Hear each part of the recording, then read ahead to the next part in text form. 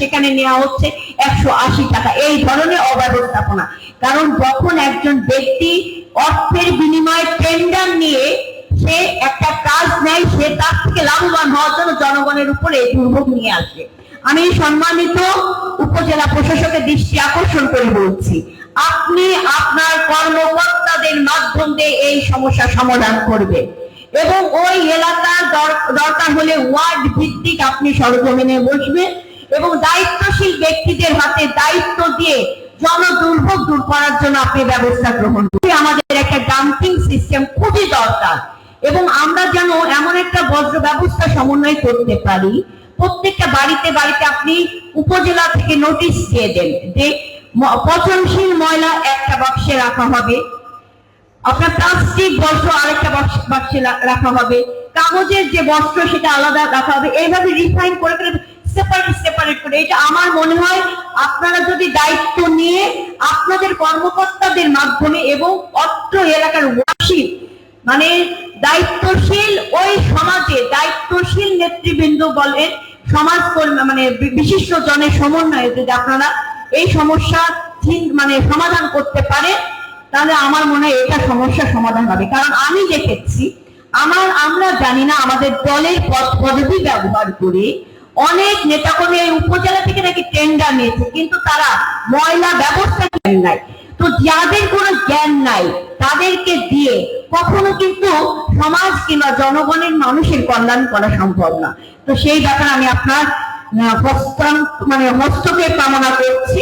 এটা একটা জটিল সমস্যা, এই সমস্যা সমাধানে আপনি ব্যবস্থা গ্রহণ করবেন। ঢাকা মাওয়া রোড একদিক থেকে পোস্তগোলা থেকে আপনার ঢাকা মাওয়া রোড এবং আপনার এই কদমতলী থেকে শুরু হচ্ছে, আপনার বাবুবাজার ব্রিজ থেকে শুরু হচ্ছে, এটা কিন্তু খুবই গুরুত্বপূর্ণ দুটা রাস্তা। আমি সম্মানিত উপজেলা প্রশাসকের দৃষ্টি আকর্ষণ করে বলছি, এই রাস্তার চারপাশে বিভিন্ন জায়গায় ময়লা অত্রতত্র পড়ে থাকে, ফুটপাথ গুলো খুবই জরাজীর্ণ অবস্থা এবং রাস্তার দুই ধারে যে সেই আইল্যান্ড, এক সময় আমরা চাই যে এটা সবুজ আইল্যান্ড হবে, এই আইল্যান্ড এখানে বৃক্ষরোপণ হবে। আমি চেষ্টা করেছি, কিন্তু আমাদের প্রশাসনিক সহযোগিতা না থাকার কারণে আমরা পুরোপুরি সফল হতে পারি না, কিন্তু এখন বিশ্বাস করি। এবং আপনাকে অনুরোধ করব, যত আইল্যান্ড আছে প্রত্যেকটি আইল্যান্ড আপনি ব্যারিকেড দিয়ে ফেলেন এবং সেখানে আপনি মানুষের চলাচলের জন্য ব্যবস্থা রেখে আপনি ব্যারিকেড দিয়ে সবুজায়ন বৃক্ষরোপণ ব্যবস্থা আপনি দ্রুত গ্রহণ করবেন এবং আইল্যান্ডকে সুসজ্জায় সজ্জিত করার জন্য আপনার যথাযথ ব্যবস্থা গ্রহণের জন্য আমি অনুরোধ জানাচ্ছি। শিক্ষা ব্যবস্থার কথা এসেছে, কেরানীগঞ্জে একাধিক শিক্ষা প্রতিষ্ঠান, আমার মনে ম্যাক্সিমাম শিক্ষা প্রতিষ্ঠানে 5 আগস্টের পর আমি সরজমিনে ভিজিট করেছি। ব্যবস্থা কেরানীগঞ্জে প্রত্যন্ত অঞ্চলে এমন দুরবস্থা হয়েছে, সেখানে আসলে উপযুক্ত শিক্ষা ব্যবস্থার মান খুবই খারাপ। আমি বিশ্বাস করি সাংবাদিক ভাইরা যারা উপস্থিত আছে আপনারা এটা পরিলক্ষিত করেছে। আমরা এমন জায়গায় দেখেছি যে একটা টিনের উপরে, টিনের চালার উপর আপনার শিক্ষা পাঠদান করা হচ্ছে, কোথাও টিচার আছে কোথাও টিচার নাই। তো আমি আপনাদেরকে শিক্ষা অফিসার যিনি আছেন এবং উপজেলা প্রশাসকের মাধ্যমে আমি অনুরোধ করব, দ্রুত শিক্ষা ব্যবস্থার মান উন্নত করার জন্য আপনারা সরজমিনে প্রত্যেকটি বিদ্যালয় আপনারা একটু ভিজিট করেন এবং সেখানে কি কি সমস্যা চিহ্নিত করেন, দ্রুত সেই আপনার লিখিত আকারে আমাদের সম্মানিত মাননীয় সংসদ সদস্য বরাবর আপনারা প্রেরণ করেন।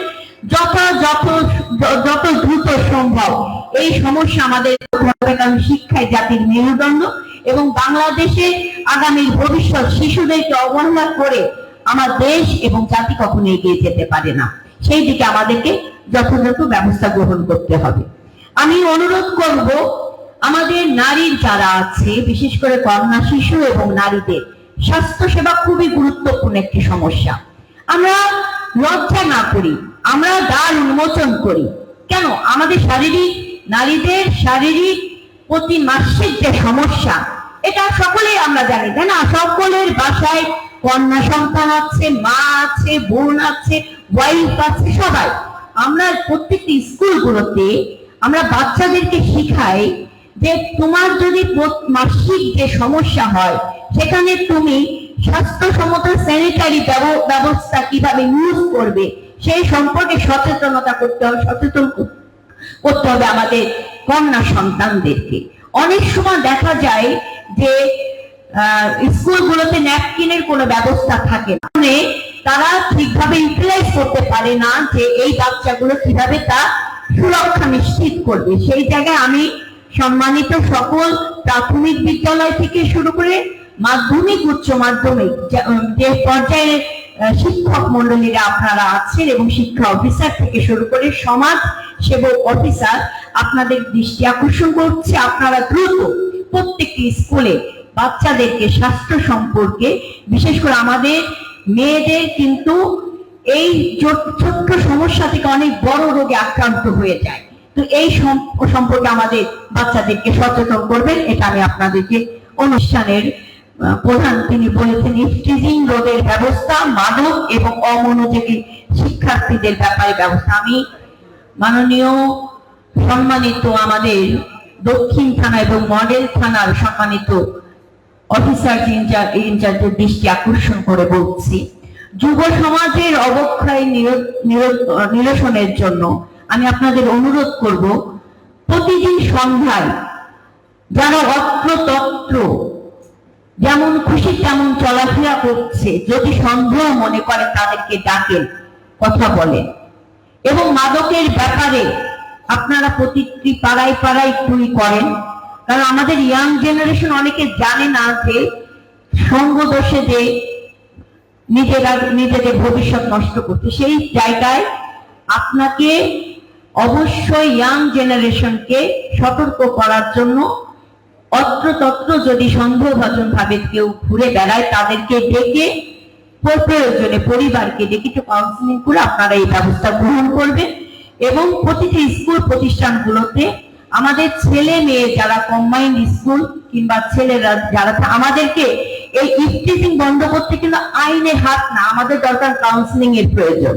আমি আপনাদের দৃষ্টি আকর্ষণ করে বলবো, প্রত্যেকটা ক্লাসে মেয়েদেরকে তোমার সহপাঠী কিংবা প্রদর্শন করতে হয়, সেই ব্যাপারে যদি আমরা নৈতিকতা শিখাই, মানবিকতা শিখাই, তাহলে এই সকল ধরনের সমস্যা সমাধান করতে পারবে। এই ব্যাপারে সংশ্লিষ্ট শিক্ষা অফিসার থেকে শুরু করে বিভিন্ন প্রতিষ্ঠানের দায়িত্বপ্রাপ্ত সকল শিক্ষক শিক্ষিকা সকলের করছে আপনারা এই সকল সমস্যার সমাধান করবেন।